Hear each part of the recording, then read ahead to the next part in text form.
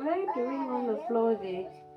Yeah? Coming back from Zimbabwe made me think about the way I've been living my life every day. There's something about stepping away from your normal routine that gives you a different perspective on it. When you're away for a while, especially when you're spending so much time with your family, you stop thinking so much about work, cleaning, cooking, appointments, schedules, and everything else that you normally are occupied with, and you're just there. You're eating together, going places, laughing, watching your children, talking, taking pictures, and making memories. And then you come home, and almost immediately, normal life hits you again. Work, housework, meals, laundry, responsibilities, routines. Coming back from the trip, I didn't want to rush straight into everything. I wanted to ease into our life again. I wanted to hold on to some of that feeling of being present with my family instead of immediately becoming consumed by everything that needed to be done. And somewhere in that process, I realized that I've been learning quite a lot. Not because I think the way I used to live was wrong, and definitely not because I think I've figured everything out now. If anything, I am becoming more comfortable with not having everything figured out. But I've started questioning some of the rules I've been living by. Rules about what a good mother looks like, what a productive woman looks like, what a disciplined Christian looks like, what a successful life is supposed to look like. And I have started asking myself a very simple question. Who told me this? Who told me that this is what a good mother does?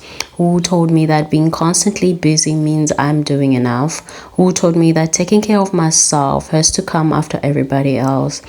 And how many of these rules did I consciously choose as opposed to simply inherit? I think that is what unlearning has looked like for me lately. And I've had to unlearn the idea that being busy means I don't have time to enjoy my life. Because for a long time, long time, I generally thought I was too busy. Too busy to go somewhere, too busy to make plans, too busy to just get up and take the children out for the day. I would tell myself that we'll do those things when life calmed down. 11 o'clock, and I'm just coming back from playgroup. We just dropped Ava first and Daddy, and then playgroup with Eli. Did you have fun? He says he had fun. We just made this. Well, I made this. Eli refused to make it. So we're just gonna go to have a quick shop after this, or if I can't have that shop, we'll go and see my new nephew. But when exactly is life supposed to calm down? There will always be laundry, dishes, meals, appointments, and something else waiting on the mental list. And my children are not waiting for the list to be finished, they are growing while I'm doing it. So that realization has changed something in me. We're going together, and then we'll go get Ava, like I said. Yes, that side. Go. That side. No. I am learning that the list does not always have to be finished before I allow myself to leave. Sometimes the laundry can wait, sometimes the house can be untidy, sometimes we can just go. We can just go to the beach, get something to eat, or have a picnic, or drive somewhere for the day. We can make a memory on a Tuesday afternoon for absolutely no reason, because what if I spend all my time preparing for life and forget to actually live the life I am preparing for? I have also had to unlearn the idea that motherhood is supposed to consume every part of me. This one is to be deeper. It's been deeper than I realized. For a long time, I associated being a good mother with giving everything: my time, attention, my body, plans, identity, and it does not have to be like that. So I've already put some meat in the oven. I made some meatballs with half the means, and I'm gonna make this into a soup. I'm gonna make these into like, I'm gonna fry them as they are, and I'm gonna make this into creamy mushroom soup or just a creamy chicken soup. So yeah, we already have 1, 2, 3 with the pork, 4 with the meatballs, 5. That makes a week of meals. We're done. A quick sandwich for Ava. She's saying she's hungry now. It's so true that motherhood asks a lot of you. There are reasons when your children genuinely need almost everything you have. But when did being a good mother become synonymous with disappearing? I'm still a woman. I still like clothes. I like doing my nails, my hair. I like writing. I like creating. I like laughing with my husband and having conversations that have nothing to do with children. I like hanging out with my friends and talking with my friends and being crazy. I have dreams, opinion, and interests. There are parts of me that existed before motherhood, and I hope they will still be parts of me long after my children no longer need me in the same way. In fact, I wonder if there is something valuable about them seeing me as a whole person. I want my children to know that being a mother did not erase me. I want my daughter, especially, to grow up knowing that womanhood does not have to mean self-abandonment, that she can love people deeply without disappearing inside that love. I have also had to unlearn the idea that I need a special reason to take care of myself, to go out, to just breathe. Why do I sometimes feel like I need permission to look nice? Why does there have to be somewhere to go before I put effort into myself? And why does a woman need a special occasion before she allows herself to feel beautiful? Feel beautiful anyway, just because it's any day, just because it's every day. And that will be passed on to your children as well. Think about that.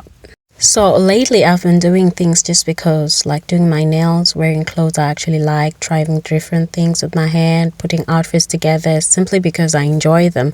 And sometimes there's no occasion. That is the occasion, you just being alive, me just being here. I don't have to wait until I've achieved something, like lost weight, gain weight, go on holiday, or being noticed by someone else. I'm allowed to enjoy being a woman now. There's a difference between vanity and taking pleasure in yourself. If it is, I think it is healthy to look in the mirror and recognize yourself again after spending so much time looking after other people, after everyone else. And self-care does not have to become another performance. Sometimes it's just nails, sometimes it is just rest, sometimes it is a nice dress, sometimes it's going to bed early, sometimes it is simply admitting that I'm tired, sometimes it's just being like here. Just being. For me, it is about remembering that I exist too. I've also had to unlearn the idea that I need to escape motherhood in order to enjoy my life. I absolutely believe mothers need time alone. Yes, definitely. And there's also nothing wrong with needing space. But I had started to see my children as the reason I could enjoy myself, as though life would only begin when I had a break from motherhood. Now that they're getting older, I'm seeing things differently. I can actually enjoy them. We go to places together, we laugh, we explore, we have beach days, we eat out, and we make memories. They're not an interruption to my life. They are part of it. And that distinction has made motherhood feel lighter. I'm not constantly waiting for a break to feel like myself again, to go out, to eat out, to just have little treats. I'm learning to find pieces of myself within the life I already have. The other thing I've also had to unlearn is the idea that there's a perfect way to run a family. One perfect way. There is none. Yes, there is none. Every way is good. They should just be the right balance. I am beginning to realize that families are different. Some are structured, some are flexible, some are loud, some are quiet. The question isn't whether we're doing family life the right way. The question is whether the way we are living is helping us become the kind of family we actually want to be. I don't want to force our family into somebody else's definition of success. I want to build something that works for us, something that feels honest, something that allows us to function, but also allows us to breathe. And then the other thing is my relationship with God. I've had to unlearn the idea that my faith has to look impressive. I love beautiful devotional routines. I love seeing women who wake up early, journal, pray, read their Bible, and have everything beautifully organized. But my faith does not always have to look like that. Sometimes I'm tired. Sometimes mornings are chaotic. Sometimes I pray while driving. Sometimes I talk to God while washing dishes. Sometimes my prayer is not even a long prayer. Sometimes it is simply, God help me. And I've had to stop seeing that as a failure. Because what if intimacy with God is not about performance but presence? I still want to go spiritually. I still want to pray, read scripture, and know God more deeply. But I'm learning to choose grace over comparison and relationship over performance. God does not need me to perform spiritually for Him. He wants my heart. And maybe that is what I am learning in all of this, that life doesn't need to be so rigid.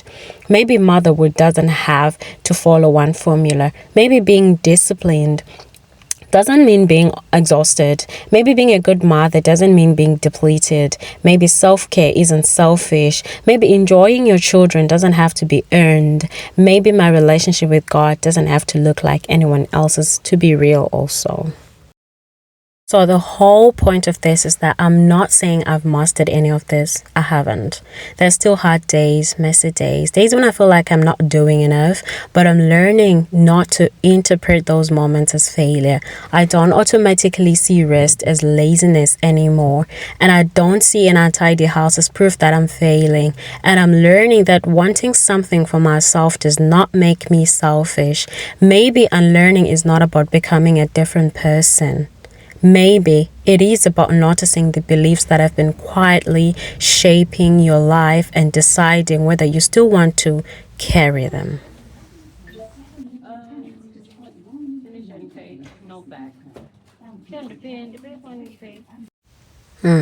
Because sometimes we're not exhausted by life itself, but by rules we were never meant to live by. And I'm learning that I can question those rules and what is not and what is. I can love my family without losing myself. I can pursue God without performing for Him. I can build a life that is meaningful without needing it to look impressive. Maybe that is the freedom we all have been looking for. Not a perfect way to live, but an honest one.